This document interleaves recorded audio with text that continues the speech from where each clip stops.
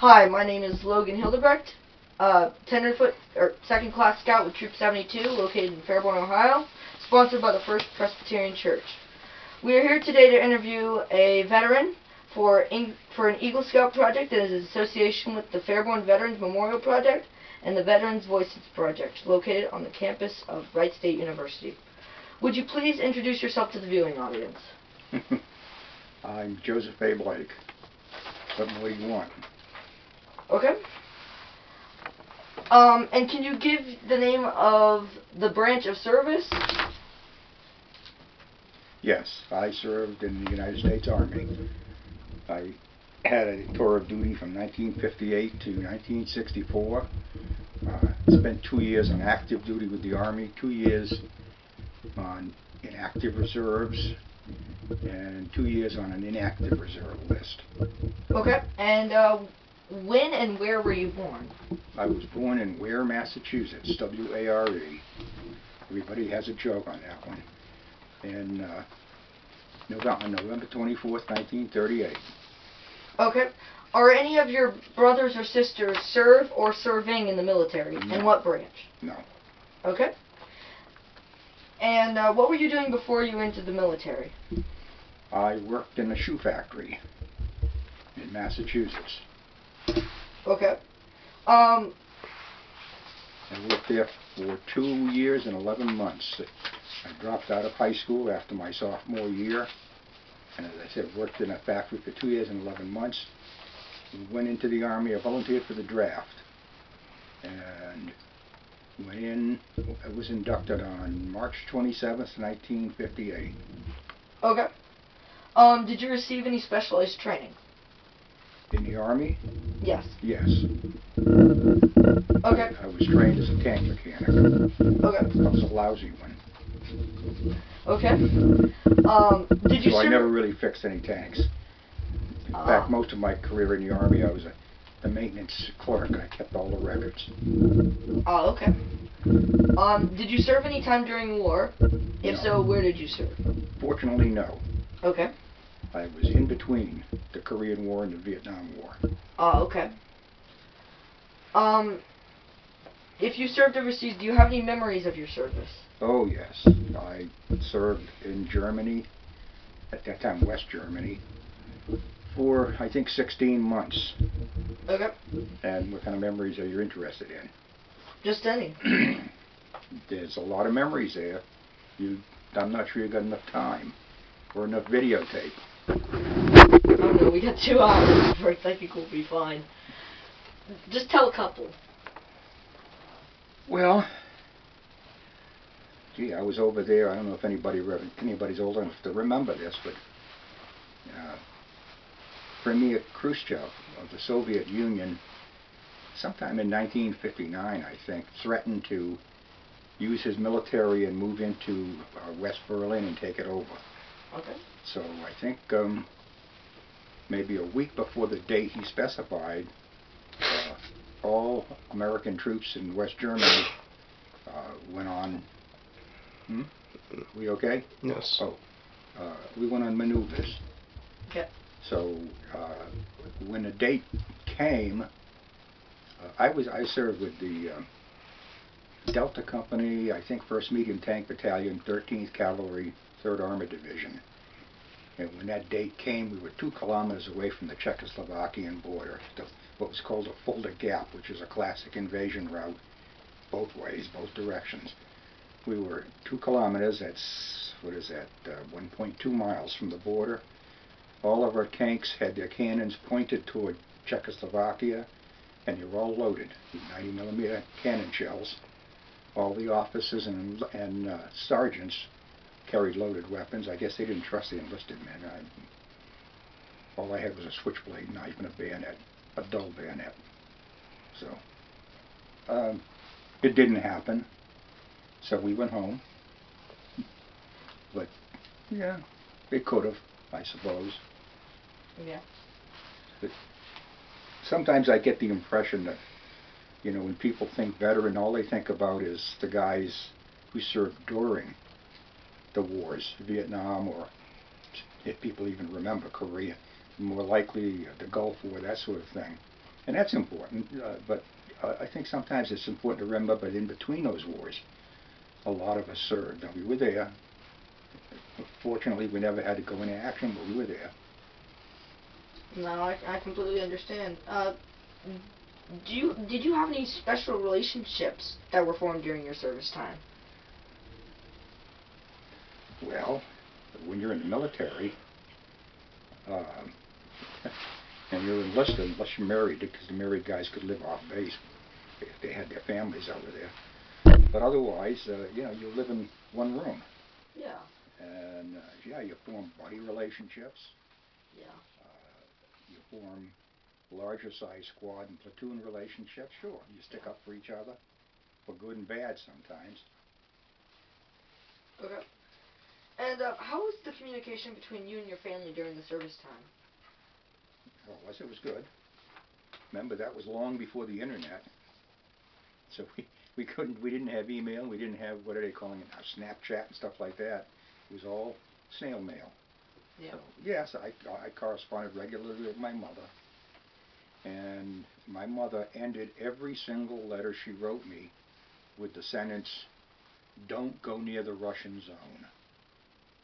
Because every now and then somebody would go and end up being captured and say, "Gee, I just walked across by accident."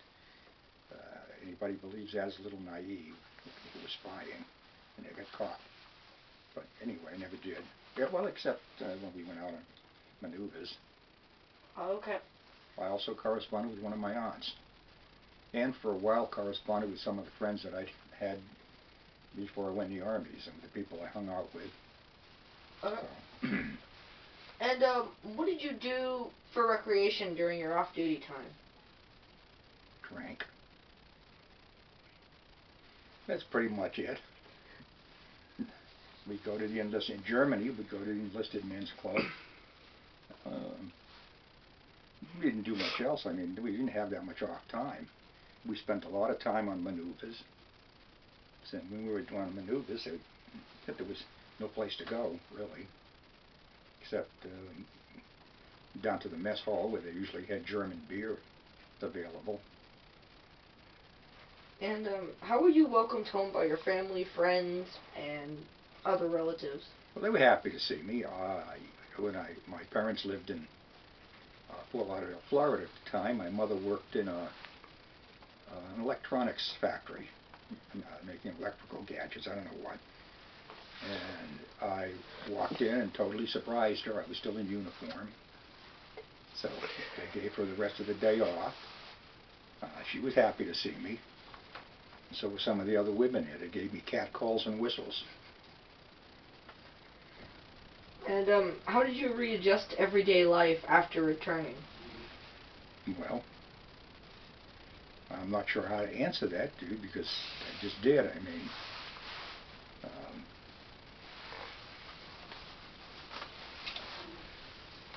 Oh, you just did? yeah. I mean,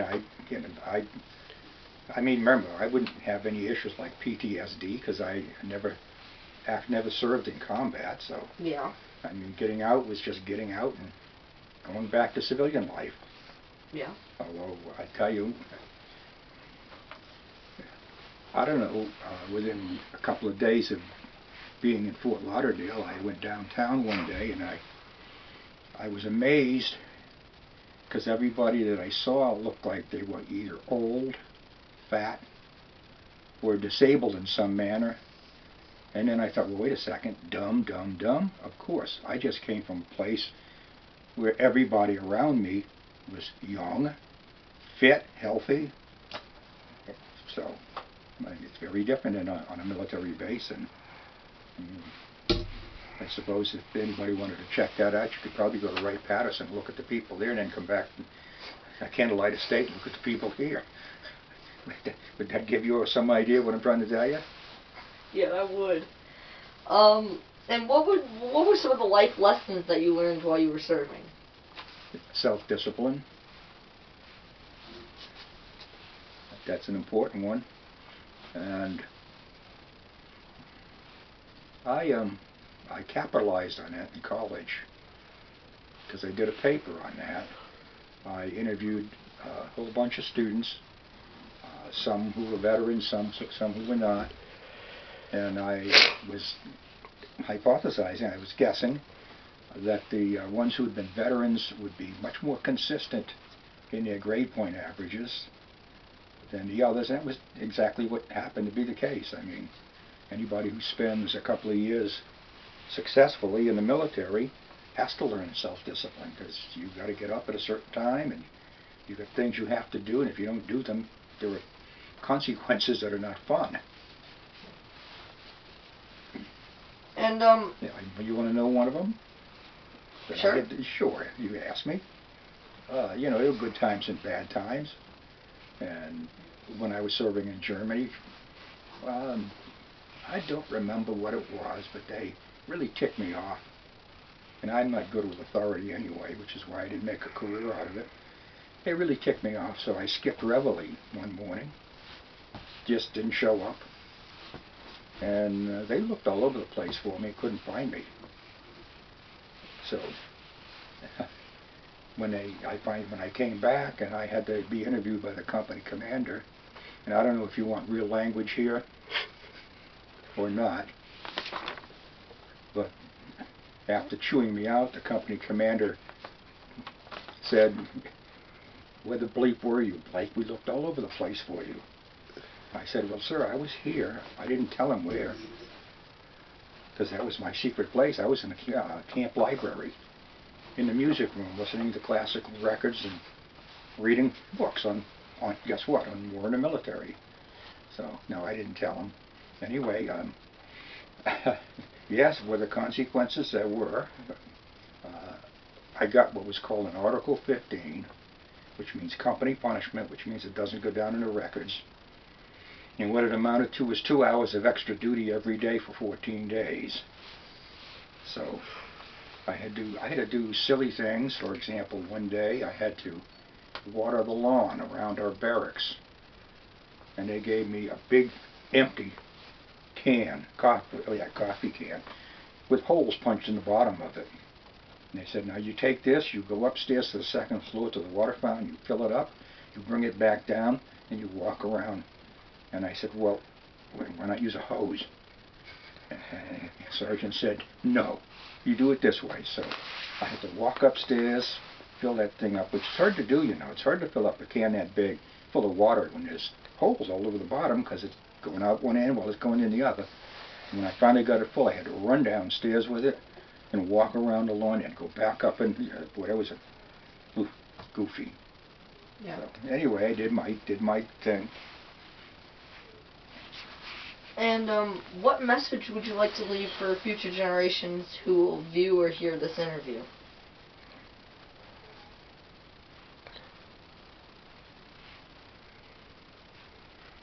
Go in the military. I personally, I don't understand why the military stopped using the draft, which they did in the 1970s. Okay, and the draft, a selective service system, called people up on, I don't know what basis, who knows. As I said, I volunteered. I went to the draft board and said, put me at the top of the list. Okay, but the only branch of service that was taking draftees then was the Army. And in the early 70s, they stopped doing it. They wanted the strictly volunteer force, which I understand.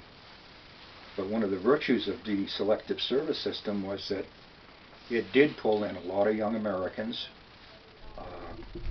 most of whom I think made it through the 2 years of active duty with the Army, most of whom learned some self-discipline and maybe some technical skills.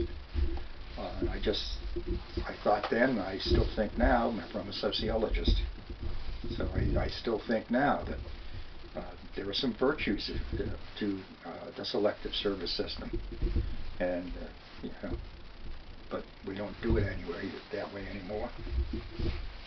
Okay. And is there anything you feel that we have not discussed or should be added to this interview? Oh, I don't know. I mean, gee, is that the last question? Yeah, that's the last question. Well, in that case, then I can just go on. Okay. Remember, I served in the 13th Cavalry. Yeah. And we did not use horses. Yeah. I've had people who imagine that we did. They think I'm that old. Sorry. And actually I am. Well, you know, dude, I'm 80 years old. Do you want this? Do you still want the camera recording? Huh? Do you still want the camera recording? It's up to you. Is there anything else you'd like to know? Well, that's the end of the questions. Call your friend in and see if there's anything else you'd like to know. Hold on, let me turn off the camera. We can always edit this out later. No, you can leave it. Okay. Hold on, let me pause it real quick.